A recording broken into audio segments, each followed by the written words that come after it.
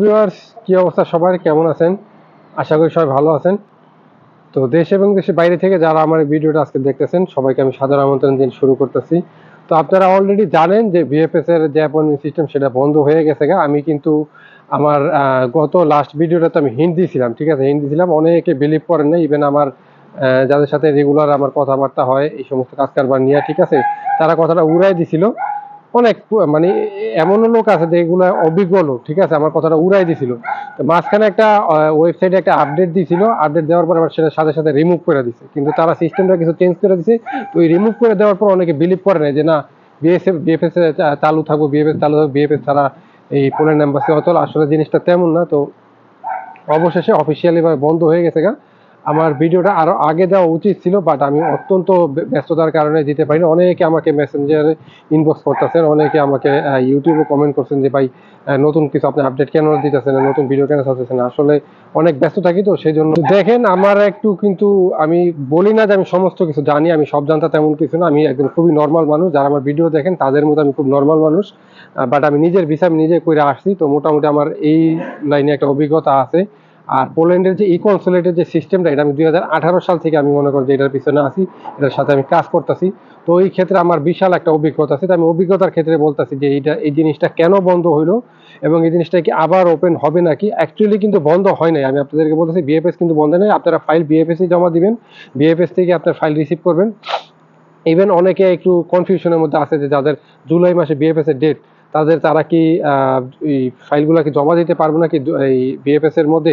আপনারা অবশ্যই জমা দিতে পারবেন, কোনো টেনশন নাই, ঠিক আছে। বিএফএস জমা দিবেন, জাস্ট সিস্টেমের অ্যাপয়েন্টমেন্ট সিস্টেমটা চেঞ্জ হয়েছে। অ্যাপয়েন্টমেন্টটা আগে আপনার এই হ্যান্ডেল করতো বা কন্ট্রোল করতো বিএফএস, এখন কন্ট্রোল করবে ওই মিডল ইস্টের মতো, সিঙ্গাপুরের মতো আপনার ই কনসুলেটের যে সিস্টেমটা, সেটা কিভাবে আপনার রেজিস্ট্রেশন করবেন, এই সিস্টেমটা কতদিন পর্যন্ত থাকতে পারে এবং এই সিস্টেমটার মধ্যে কি কি আছে আমি বিস্তারিত আলোচনা করবো পুরো ভিডিওতে। একটু বড় হইলেও দেখেন, যারা পোল্যান্ডে নিয়ে এখনো আপনার এই চিন্তা ভাবনা করতে আছেন বা পারমিট নিয়ে বসে আছেন এবং ভিসার আশায়ও বসে আছেন, তারা ভিডিওটা দেখেন, অনেক উপকার আসবে। তা আমি মেইন টপিকে যাওয়ার আগে আপনাদের কাছে একটা রিকোয়েস্ট, যারা আমার এই চ্যানেলটাতে নতুন, ইউটিউব চ্যানেলে থেকে যদি কেউ দেখে থাকেন, অবশ্যই আমার চ্যানেলটা সাবস্ক্রাইব করবেন। আর যদি ফেসবুক পেজ থেকে দেখেন, আমার পেজটা লাইক এবং ফলো দিয়ে পাশে থাকবেন। এবং যারা অলরেডি আমার চ্যানেলটা সাবস্ক্রাইব করেন তাদের কাছে আমি আন্তরিকভাবে কৃতজ্ঞ, ঠিক আছে বন্ধুরা। আচ্ছা বন্ধুরা, আমি শুরু করতেছি। তো আগে বোঝার চেষ্টা করি যে এই যে সিস্টেমটা কিভাবে কাজ করবে। অনেকে জানেন, অনেকে আবার জানেন না। তো যারা জানেন না তাদের জন্য আমি বলতেছি সিস্টেমটা কিভাবে কাজ করবে, আপনারা জাস্ট একটু মনোযোগ দিয়ে সহকারে শুনেন, ঠিক আছে। তো এখন যে আমি যেটা বললাম যে ফাইল বিএফএস এ জমা দিব, ফাইল রিসিভও করবেন আপনার বিএফএস থেকে, ঠিক আছে।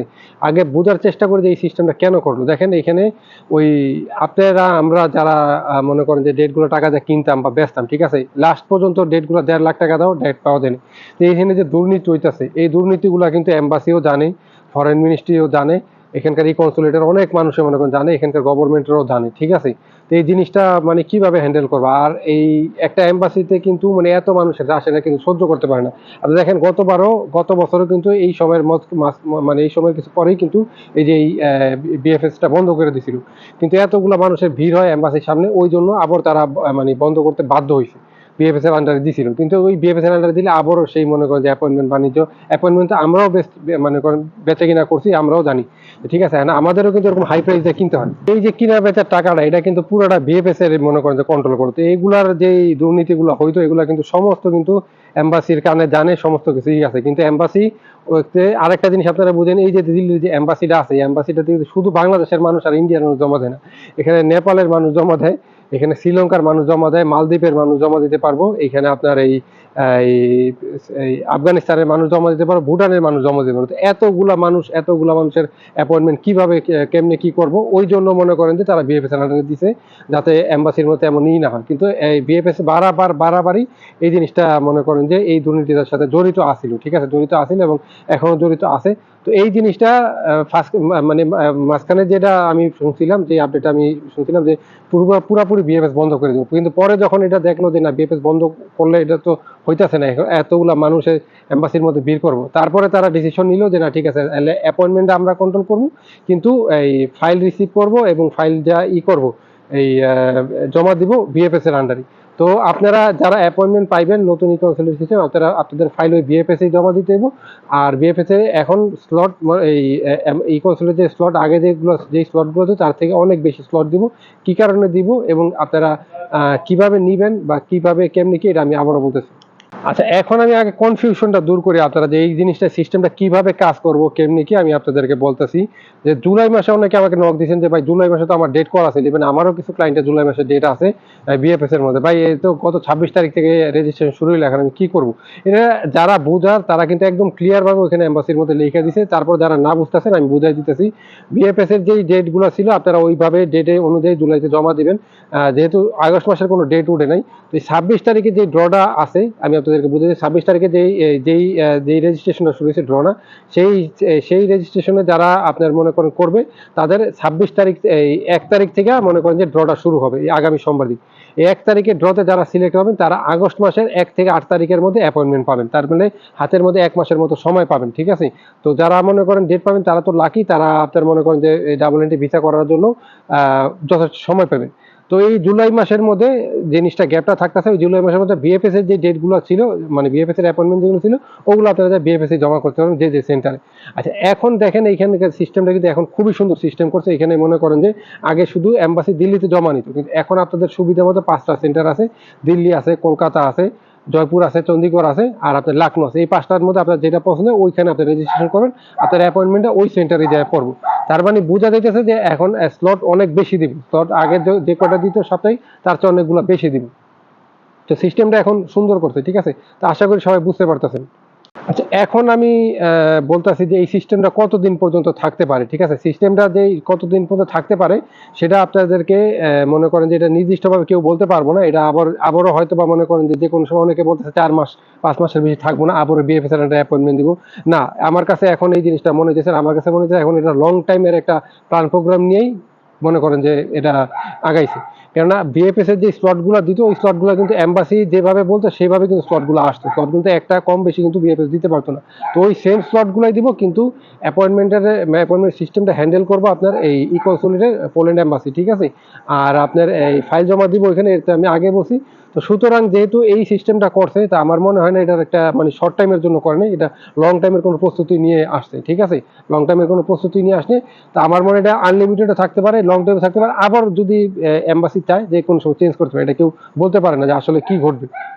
বাট সিস্টেমটা আমার কাছে এখন মনে হচ্ছে খুবই ভালো সিস্টেম হয়েছে। এখানে টাকা দিলে এখন পারবো না, আর যার যার যেটা নসিব অনুযায়ী হইব। এখন আমি আসি সিস্টেমটা কাজ কিভাবে করবে। যারা তো রেজিস্ট্রেশন করতে পারেন, এটা খুবই সহজ। যেহেতু আমি করি, আমার কাছে এটা পানি ভাতের মতো, ঠিক আছে? আপনারা চাইলে আমার হেল্প নিতে পারেন, বাট আমি একটা আইডিয়া দিতেছি। এখন থেকে কিন্তু আর ফেক পারমিট দিয়ে কিন্তু আপনি ওইখানে দাঁড়াইতে পারবেন না, বা ফেক পারমিট দিয়ে কোনো অ্যাপয়েন্টমেন্ট পাইবেন না। ফার্স্টে আপনাকে রেজিস্ট্রেশন করতে হবে। রেজিস্ট্রেশনের যে কিভাবে করতে হবে এটার আমার একটা ভিডিও আছে, আমি ভিডিওটা কমেন্ট বক্সে ডিসক্রিপশন বক্সে দিয়ে দেবেন যে কিভাবে রেজিস্ট্রেশন করতে হয়। সেই রেজিস্ট্রেশন সিস্টেমটা আমি আপনাদেরকে দেখাইতেছি। বাট ভিসা ফর্ম কিভাবে পূরণ করতে হবে ওইটা নিয়ে অনেক লম্বা ভিডিও, ওটা আমি একটা সময় যদি পাই তাহলে আমি করে দেবো, ঠিক আছে? মানে আমি যদি ভিডিওটা পারি তাহলে আমি করবো না। এটা নর্মাল একটা সিস্টেম, আপনার রেজিস্ট্রেশন করতে হবে। ওখানে ওয়ার্ক পারমিটের ডিটেলস যা যা আছে আপনার এই পাসপোর্ট নাম্বার টাম্বার এগুলো দিয়ে রেজিস্ট্রেশন করতে হবে। রেজিস্ট্রেশন করলে একটা আপনার পার্সোনাল মেইলে দিবেন, এবং অবশ্যই আপনার নিজস্ব মেইলে করবেন, পার্সোনাল মেইলে করবেন।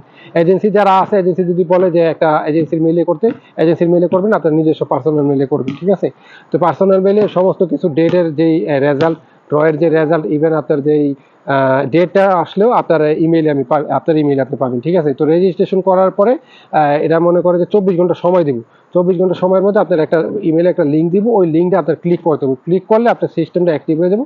অ্যাক্টিভ হওয়ার পরে এই পারমিটটা ভেরিফিকেশন করবে। ভেরিফিকেশন করার পর 2-3 দিন সময় লাগে, বা আরও একটু বেশিও সময় লাগতে পারে, অনেক সময় 4-5 দিনও সময় লাগে। তো ভেরিফিকেশন হয়ে আসলে যখন আপনার দেখবো যে পারমিটটা অরিজিনাল সমস্ত কিছু, তারপর আপনার একটা ফাইনাল লিঙ্ক দিব। ফাইনাল লিঙ্কে আপনার একটা ভিসা ফর্ম পূরণটা করতে হবে। আপনার ভিসা ফর্মটা পূরণ করলেই আপনার বারকোড সহ আপনার একটা নাম্বার আসবে, ঠিক আছে? তো ওই নাম্বারটা অনুযায়ী তাহলে আপনার সিস্টেমটা মানে অ্যাক্টিভ হয়ে যাবে, আপনার ড্রটা চালু হয়ে যাবে। এইভাবেই সিস্টেমটা কাজ করে। আমি জাস্ট সংক্ষিপ্তভাবে বোঝানোর চেষ্টা করলাম, ঠিক আছে? তো বন্ধুরা, এখন আমি আলোচনা করব যে মানে এটা সুবিধা অসুবিধাটা, কিন্তু সুবিধা অসুবিধার যেটা আছে এটা আমি আপনারা এটা যদি আলোচনা করতে ভিডিওটা অনেক অনেক বড় হয়ে যাবে। তো আমি ভিডিওটা লম্বা না করি, আমি এই রিলেটেড 3-4টা ভিডিও করব। তো আপনারা নেক্সট ভিডিওর জন্য অপেক্ষা থাকেন। নেক্সট ভিডিওতে আমি আপনাদেরকে বলবো যে এটার সুবিধাটা কতটুকু এবং অসুবিধাটা কতটুকু। এটা আমার মতে সুবিধাটাই বেশি, অসুবিধাটা তেমন কোনো নাই, ঠিক আছে? অসুবিধাটা কেন হবে না আমি মানে সেটা বিস্তারিত আলোচনা আমি নেক্সট ভিডিওতে করব।